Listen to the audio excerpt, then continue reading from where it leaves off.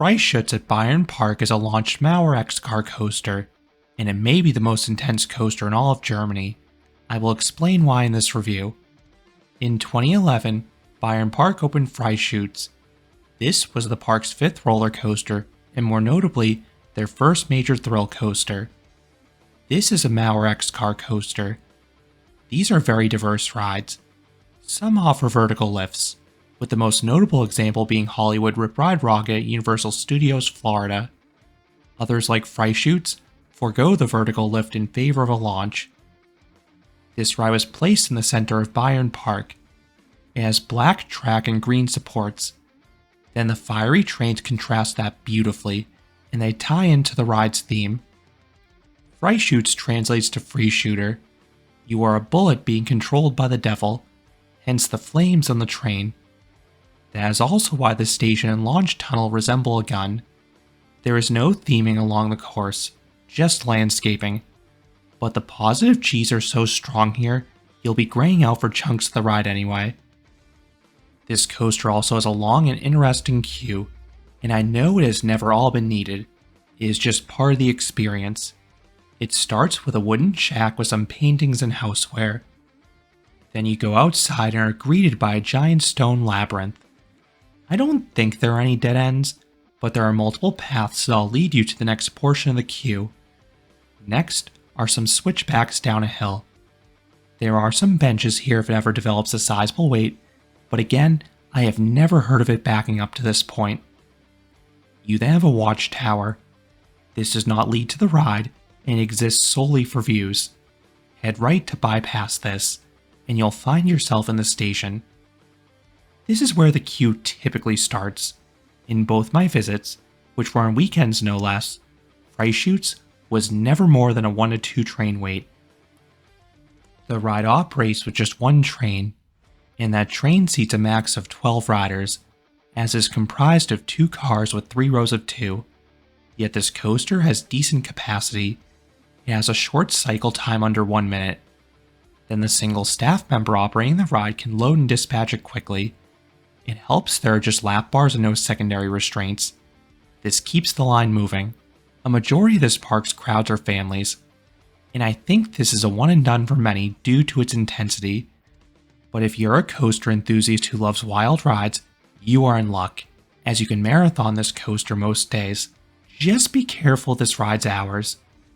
There are some off-peak days when this coaster operates for just 1 hour in the morning and 2 hours at the end of the day. These are the blue days in the calendar. At the end of the queue, you are free to select any row you'd like. The forces felt fairly similar across the train, but I thought the front was a slightly better experience. It offers an unobstructed view, and it's a bit less jolty. Like many of the other X-Car coasters, this ride has a very noticeable shuffle throughout. It was so bad in 2017 that it caused me a headache after a few rides. The shuffle is still present in 2025, but I found it more tolerable, so maybe they recently replaced the wheels or did something. Still, it can easily be too much for people when paired with this ride's unforgiving intensity. The shakiness is this ride's biggest flaw in my opinion. It helps this coaster is just lap bars, or should I say tummy bars. These swivel from the side and rest against your torso, as opposed to your lap like most rides. They are bulky, but comfortable enough here given the forces. But the key is that they are nowhere near your head, meaning you don't get head banging even when this coaster's tracking is not ideal. If this had over-the-shoulder restraints, this ride would be brutal. Once secured, the pre-launch sequence starts. You'll hear some audio of heartbeats, which builds anticipation. Then you suddenly take off. The LSM launch has a speed approaching 50 miles per hour or 80 kilometers per hour. I say approaching because that's the ride's max speed, and it could potentially occur after the top hat or loop because this coaster is built on a hill. Whatever the speed may be, the launch has a solid kick to it. A lot of newer LSM coasters utilize rolling or swing launches, so the launches aren't quite as punchy. So this single launch here in Freischutz feels like it has more oomph to it. This leads to the ride's tallest element, a 79-foot, or 24-meter tall inverted top hat. It is a shame this inversion is not as common.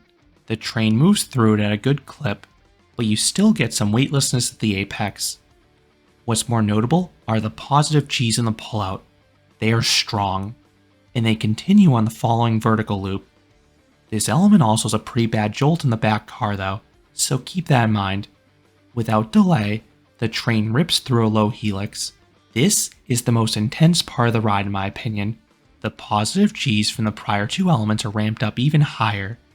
It is an automatic gray out for me, as well as most riders.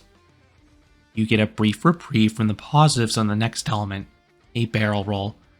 This instead offers decent hang time, but it is super disorienting because you're discombobulated from the gray out that happened before it. Your vision starts to come back here, but you may lose it again on the following element, a spiral around the station. This once again offers good positive G's. Then the pullout has an excellent head chopper with the exit bridge. This leads to a corkscrew. This is really whippy with good laterals. It also offers a little float in the back car. However, it is probably the roughest element on the ride. It is quite jerky no matter where you're seated. You then fly around a rightward turn, getting decent G's, and then you charge through the station. This ride creatively uses the LSMs as the braking mechanism. This saves space, and more importantly, power, as these are regenerative brakes. I've heard they supply roughly 1/3 of the launch's power. The brakes kick in and you decelerate down the launch track. You then pause and slowly roll back into the station, ending the experience. This coaster has 1,584 feet, or 483 meters of track. That is pretty short for a full circuit thrill coaster, and the ride does feel a bit brief. However, the pacing is phenomenal. There are no dead spaces on this ride. You are whisked from inversion to inversion, and the track in between offers powerful positive G's. So what would I rate Freischütz? I would give this coaster a 7 out of 10. This is a good coaster. It is definitely one of the more intense coasters out there. Few rides are more proficient in the positive G department. Those G's are frequent and plentiful. Then the inversions are enjoyable as well. The ride is short, but it makes sense given this ride's power. My main gripe is the shakiness. I found it tolerable this visit, but it was still very noticeable. And in the past, it was a bit too much when paired with the intense forces. If this ride were glass smooth, it would easily earn an extra 1 to 1.5 points because the layout and pacing are great. In 2015, Maurer built a near clone of this ride with Dragon Legend at Roman U Park in China, but there were a few changes to the layout. They also more interestingly modified the track style, so I'm really curious if it's any smoother. If you've ridden that one, please let me know if it's any better. Those are my thoughts on Freischutz at Bayern Park, which is arguably Germany's most intense coaster. What do you think about this ride? Have you ridden it? Let me know down in the comments. If you enjoyed this review, I would appreciate it if you gave this video a like, and you consider subscribing, because there'll be a lot more roller coaster and amusement park videos here at Canopy Coaster. Thanks for watching.